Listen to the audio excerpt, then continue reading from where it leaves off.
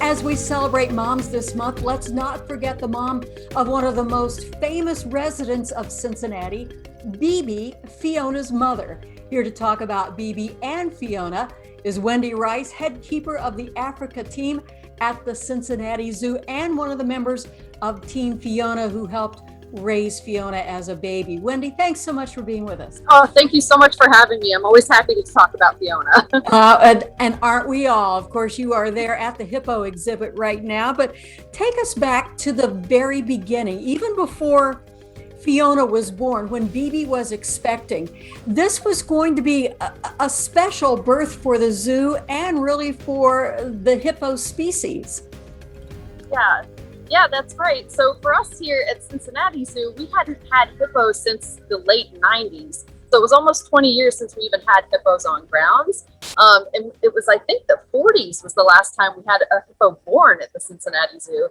So yeah, it was historic and exciting for us on both ends, both milestones there. When Bibi and Henry arrived, we put them together and they got along really well, very quickly. They showed all of this great breeding behavior early on, and then one day it just stopped completely. And that's usually a pretty good indication that we got the job done and we could expect a baby. So yeah, that was in the summer, and we started kind of watching the clock and anticipating a birth sometime around the spring of 2018 is what we were anticipating, or 2017, sorry. And of course, that birth happened in January instead of the spring. So the premature birth of a hippo is not necessarily something that you have a manual on. At least you didn't. I guess it exists now, but it didn't then. And as part of the Team Fiona care team, you all had to act as surrogate mothers to really teach Fiona little things like being able to walk and get into the water and even breathing. I mean, this was, as we all watched, and you were very transparent about it, a 24-hour job. Yeah, absolutely. There was a huge care team involved. I think one day when we added it up, we probably had over 30 or so professional animal care staff that were involved in Fiona's care. And yeah, just like you said, it was a 24-hour-a-day job. We had several schedules set up, keepers who spent the night with her. And even the most basic things like breathing, yeah, she really struggled with even that in the very beginning. We presumed her lungs were underdeveloped. And hippos have this interesting dive reflex. So they spend so much of their lives in the water that they can even sleep in the water without waking up. They just naturally will bring their head up and breathe. So they have this very ingrained dive response to hold their breath. And unfortunately for Fiona, that her lungs were not ready to start holding their breath, even though her instincts told her that that was something she should be practicing. So yeah, we had to intervene in those moments when she was trying to do the breath holding and she would kind of get hypoxic, not have enough oxygen in her blood. We had to put a little cannula on to get oxygen to her, and we found out that having that cannula inserted in her nostril kind of interrupted that dive response, so it helped in that regard. And then there's even this like really cool photo, I think, of our nursery keeper, Dawn Strasser, with Fiona laying on her chest, and it's just breathing, just having her lay on somebody and feel the rate of breath and hope that her body would recognize that and kind of match it. In a big bloat, the babies would be on top of parents and uncles and aunties, and they'd be in with the mix and kind of experiencing life and learning from everything around them. But yeah, since Fiona wasn't strong enough to be in with mom during that time, we had to do our very best to try to simulate what she would be experiencing if she could be parent raised. Well, and as you know, as all of us know, you were successful in doing that, and she grew up to be a very healthy hippo, but then she had to learn to be a hippo, and that's really where Bibi came in, especially Bibi and Henry, but Bibi was the one who really kicked in her maternal instincts. Was there any question or any trepidation that maybe she wouldn't recognize Fiona as being her baby? Actually, yeah, there was a lot of concern on our end. There's a very important imprinting period that baby hippo spends with mom those first few weeks of life together. And since Fiona didn't get to have that time with Bibi, we weren't sure if Bibi would know whether Fiona was her daughter. But we were very optimistic and hopeful because Bibi had spent time around babies before. So at her previous institutions, she had been in bloats where babies were around. So she got to be a big cousin or an older sister and things like that. So she did have experience with babies. And we were, yeah, that was one of the scariest days of my career when we decided that we were going to finally introduce them and see what happened. And all of our fears were totally unwarranted. Bibi's instincts kicked in. She was so fantastic with her. She was so gentle. And Fiona, for her part, did a great job too. Her instincts also kicked in, and she was able to read hippo body language, which was like such a relief to us. They interacted with each other appropriately. They got along great.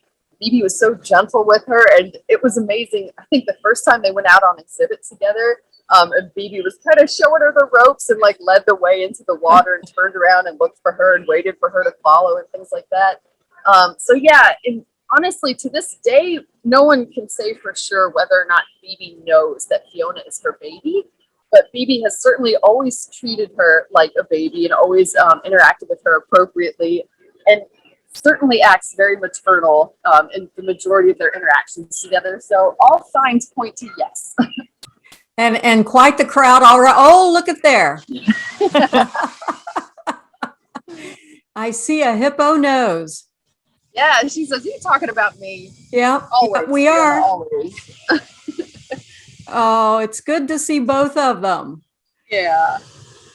That is awesome. And see, Bibi's being a good mother, making sure that she's taking care of Fiona. That's good to see. She is the best mama. Yeah. Aw. Oh, that's very sweet. That's very sweet of Fiona to do that. But I remember there was one very famous piece of video that Fiona was trying to cuddle up to Henry, and Henry at that particular moment was not having anything of it. And Bibi stepped right in to protect Fiona. I remember that. Yeah, Henry was an older dad. Henry got into the dad game pretty late in life, and I don't know that Henry had a lot of experience around babies, and he was very much a little intimidated by her. And I think some of that is Fiona's personality. Fiona is just like in your face, bold, curious, inquisitive, and super friendly. And I can see how that could be a little overwhelming to an older gentleman hippo. But Bibi did such an amazing job of playing coach and referee. So she kind of intervened, as you said in that video. She got between them, and she would protect Fiona and let Henry know when his behavior wasn't appropriate. And then she would also kind of demonstrate, this is how we interact with the baby, and this sort of interaction is okay, and here's what's not.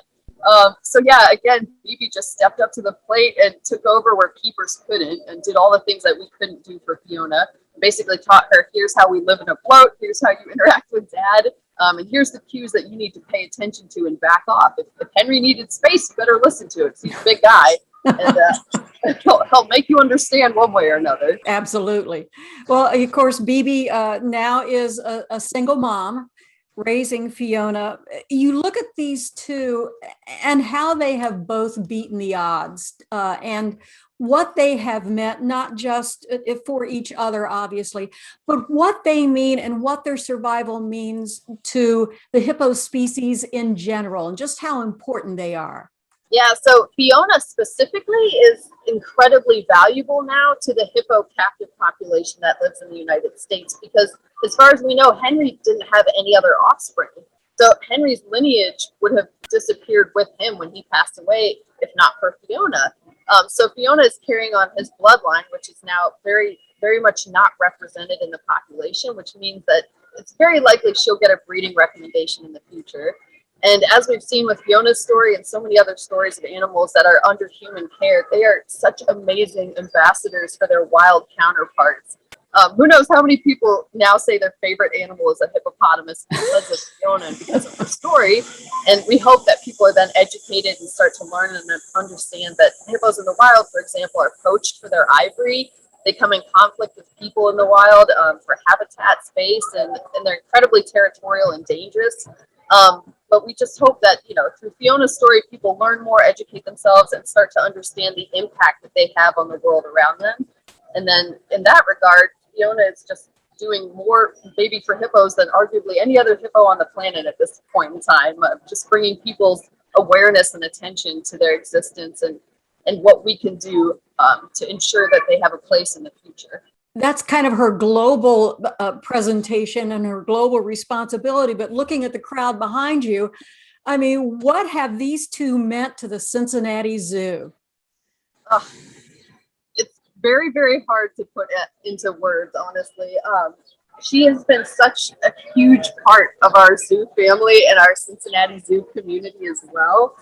And I think that the most important thing is that, you know, Fiona's story gave us an opportunity to showcase everything that zoos can do well and zoos do right. And just showing you the absolute epitome of animal care. And when you have all of these people who are so dedicated and who are the best of the best in their field, working collaboratively on something like trying to raise Fiona so that she become a healthy adult hippo, I think it's a really good argument for the existence of zoos and the importance of zoos, and the fact that we're not just keeping animals here just to entertain guests. There's so much more to it. We've learned so much just from raising Fiona, even just from being able to milk Bibi and collect hippo milk and have a sample to know what's in hippo milk. We're always adding to our database of knowledge, and all of that can be used to help their wild counterparts. So I think in this day and age, especially where, you know, people are asking that question, like, how do we justify zoos? How do you justify keeping animals under human care?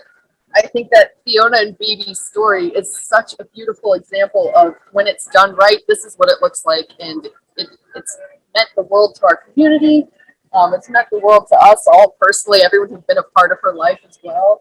And as a zookeeper, it is the pinnacle of my. I don't anticipate that anything else will ever top this experience for me personally, and I'm just so grateful to have been a part of it. Well, everybody from Team Fiona, you just have been so amazing over the years to bring Fiona's story, and Bibi is doing her job as a great mother. And as we celebrate moms, it's a great time to celebrate both Bibi and Fiona, who are our guests. Oh, yeah, along with Wendy Rice, the head keeper of the Africa team at the Cincinnati Zoo. And please give Fiona a scratch on the nose for me. She's my favorite. So thank you both. Thank you all three for being with us. Thank you. Take care. It was nice talking to you.